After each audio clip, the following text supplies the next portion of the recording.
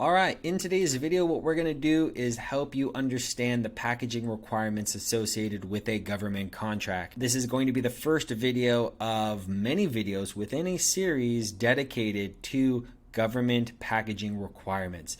So if you haven't done so already, please do subscribe to this channel, as we'll continue to add more videos in this series, but also provide you other videos related to government contracting work, whether it's how to read a government contract, how to fulfill a government contract, and everything in between. Right? So please do subscribe to this channel if you haven't done so already.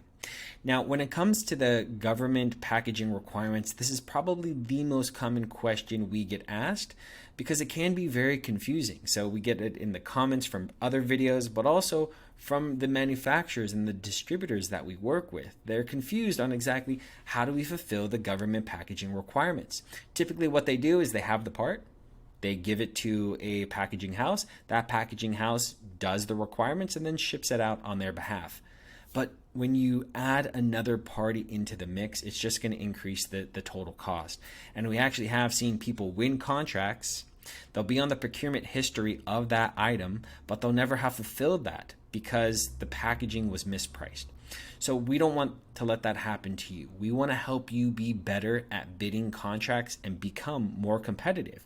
If you understand the packaging requirements, what the cost associated with it is, it'll help you be more competitive, bid properly, and hopefully win more awards. Right? Now, in this video, and we can make it very long and we don't want to do that, we're just going to help give you a foundational understanding of exactly what are the requirements for packaging on government contracts. And what happens is it really comes down to two different types of packaging categories, so to speak. The first one is what we call ASTM. So you see where it says right there, ASTM? ASTM D3951 is the first type of category of packaging requirements. And this is the lowest level of packaging requirements that the government will request. What it's telling you is an ASTM packaging it's just commercial packaging. What they're asking you to do is just take the item, place it in a bag, heat seal it, put a label on it, put it in the intermediate and exterior boxes, and we'll go over the process in a future video. But they're just wanting it to be simple, commercial style packaging. So whenever we're looking at a solicitation and we look at the line item, as you see right here, the line item is going to, underneath that, show you the type of packaging that's required for that specific line item. In this case, we see ASTM, which means it's commercial packaging, right? The next thing that we got to look for is, well, how many of these items do I place in a bag? So whenever you see QUP, and then you'll see a number after the QUP, that's telling you how many items need to be in its own specific bag. And in this case, what they're telling us is that one of these items, and this is a bolt, I believe, this one bolt needs to be placed in its own specific bag, heat sealed, labeled, put it in a box, and then you can ship it out. Right? If it said QUP 005, that means that I would take 5 of these line items, 5 of the line items, and I'll explain what I mean by that, and I'd place 5 of them in a bag, heat seal it, and then put it in intermediary box, exterior box, and then ship it out. Now, I said that for each line item. What I mean by that is, in this case, we see that it's QUP 001, but the line item is in HD. So the unit indicator is HD, meaning that there's 552 HDs that need to be fulfilled. HD means 100, so it's 552 times 100, meaning, and this is a washer here, there's 55,200 washers that need to be sent to the government. Or you can look at it that there's 552 HDs that need to be sent to the government. In this case, what we do is we're taking 100 of these washers, because that's one line item. We put those 100 washers in a ASTM bag, heat seal it, label it, intermediary box, exterior box, ship it out.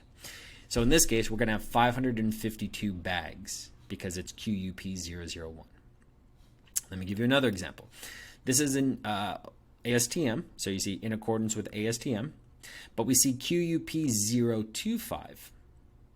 The line item is 5,165 pieces. What that means is that, and it's each is the unit, right? So we take 25 of the 5,165, put 25 of those in one bag, heat seal it, label it, intermediary box, exterior box, ship it out.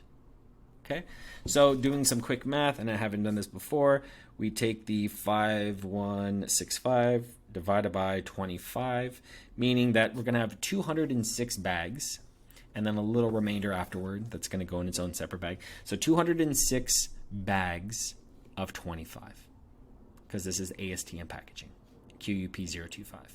Okay, to recap, first thing I look for is this ASTM? Okay, it is, which means it's commercial packaging. Then how many do I place in its own specific bag? In this case, it's 1. Great, so I'm going to have 64 bags of 1. This one, it's 5,165 pieces. 25 of those 5,165 go in its own bag, which means I'm going to have 206 bags of ASTM. In this case, this is ASTM. The unit is HD, which means I'm putting 100 of these washers, which is 1 HD of the line item, in its own bag because it's QUP001. Okay, if you have any questions or comments on this, you can also put it down and I'll respond to go over that. Okay, so the first thing that we wanted to know is ASTM. Okay, anytime we say ASTM, look at the line item. If it's ASTM, that means it's commercial packaging. Typically, all CLINs within a solicitation or a contract are going to have the same type of packaging. It's going to be either ASTM or the other one is going to be military standard packaging. Okay, so the two things that you need to know is ASTM, and the other one is MIL-STD-2073-1E. So MIL-STD-2073-1E is this massive inch-thick manual that's going to go over all of the codes associated with how they want you to package those specific items. If a part or an item that you're packaging is MIL-STD-2073, that means it needs to be preserved a specific way. Maybe that item is coated with maybe a specific type of grease, or it's coated with a certain type of, I don't know, like Inconel or something along those lines. And you can't just have it in its own polyurethane bag. Maybe it could rust or it could deteriorate or something along those lines. So the government, it wants to make sure that they preserve the item that they're paying for. If that's the case, it may be MIL-STD-2073. If that's the case, then you're going to have all of these other codes. Press method, we'll talk about that. Cling dry, preservation material, wrap material. All these codes that is part of MIL-STD-2073-1E. In a future video, we're going to go over exactly what each code means and how to package it based on MIL-STD-2073. But the big thing that you need to know is that is my solicitation I'm going to bid on ASTM packaging? Super simple commercial packaging, or is it a bit more confusing, a little bit more requirements, which is MIL-STD-2073 packaging? ASTM packaging, a lot cheaper. MIL-STD packaging has the potential to be very expensive. And in future videos, we're going to go over exactly all of that, costs associated with it, how to do it, and so forth. All right. Also, what you'll notice too on MIL-STD, you'll also see QUP001.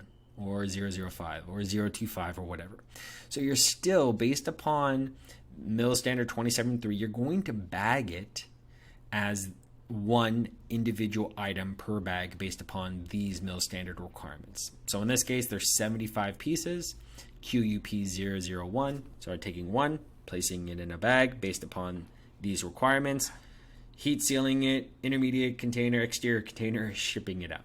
If it said QUP025, I just take 25 of these items, put it in a bag based upon these requirements, heat seal, intermediary box, exterior box, and ship it out. Okay, so in this video, really what I wanted you to get from this is, as this is the first video of many videos within the series, the first thing is, if I'm going to bid on a contract, I need to know, is it commercial packaging, or better known on the solicitation as ASTM packaging, or is it going to be more complex where it's MIL-STD packaging? Those are the two things that we need to understand. Please feel free to leave any comments or questions that you might have in regard to this video. Here to help you, but really wanted you to have a better understanding of ASTM or MIL-STD 2073. Be on the lookout for the next video as we go over this a little bit more in depth and show you exactly how to do the packaging of an ASTM item. Thank you, and you have a good day.